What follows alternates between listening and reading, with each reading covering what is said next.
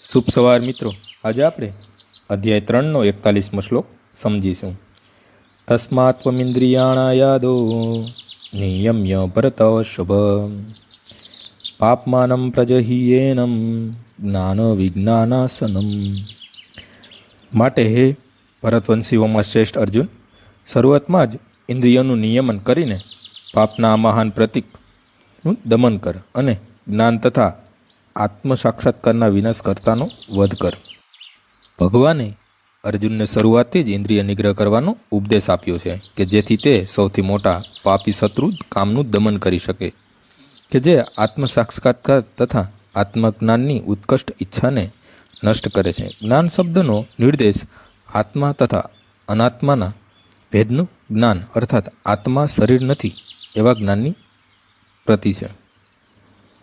વિજ્ઞાન શબ્દ આત્માની સ્વરૂપાવસ્થા તથા પરમાત્મા સાથેના તેના સંબંધના વિશિષ્ટ જ્ઞાનનો નિર્દેશ કરે છે. શ્રીમદ ભાગવતમમાં આનું સ્પષ્ટીકરણ આ પ્રમાણે થયું છે. જ્ઞાનમ પરમ ગૃહ્યમ મે યદ વિજ્ઞાન સંનિવિતમ સરહસ્યમ તદ ચ ગ્રહણા ગદિતમ મયા. આત્મા તથા પરમાત્માનું જ્ઞાન અત્યંત ગૃહ્ય તથા રહસ્યમય છે, પરંતુ જો સ્વયં ભગવાન તેના વિવિધ પાસાનું સ્પષ્ટીકરણ કરે તો આવું જ્ઞાન અને વિજ્ઞાન સમજી શકાય છે. ભગવદ્ ગીતા આપણને આત્માનું સામાન્ય તથા વિશિષ્ટ જ્ઞાન તથા વિજ્ઞાન આપે છે. જીવાત્માઓ ભગવાનના અભિન્ન અંશો છે, તેથી તેઓ ભગવાનની સેવા કરવા માટે નિર્માયેલા છે.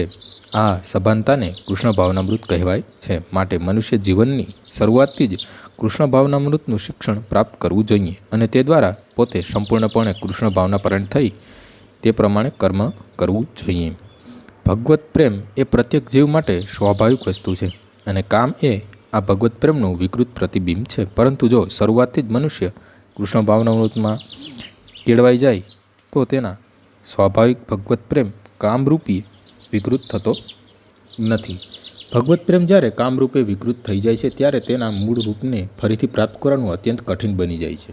તેમ છતાં કૃષ્ણ ભાવનામૃત એવું શક્તિ સંપાદન છે કે મોડેથી શરૂઆત કરનાર મનુષ્ય પણ ભક્તિયોગના નિયામક સિદ્ધાંતોનું પાલન કરીને ભગવત પ્રેમી બની શકે છે.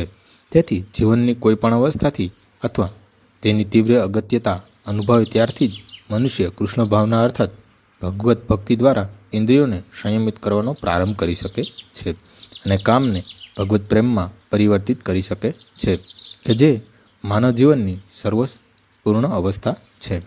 આજનો શ્લોક અહીં પૂર્ણ થાય છે. આવતીકાલે ફરીથી સવારે 6 વાગ્યે મળીશું. જય શ્રી કૃષ્ણ.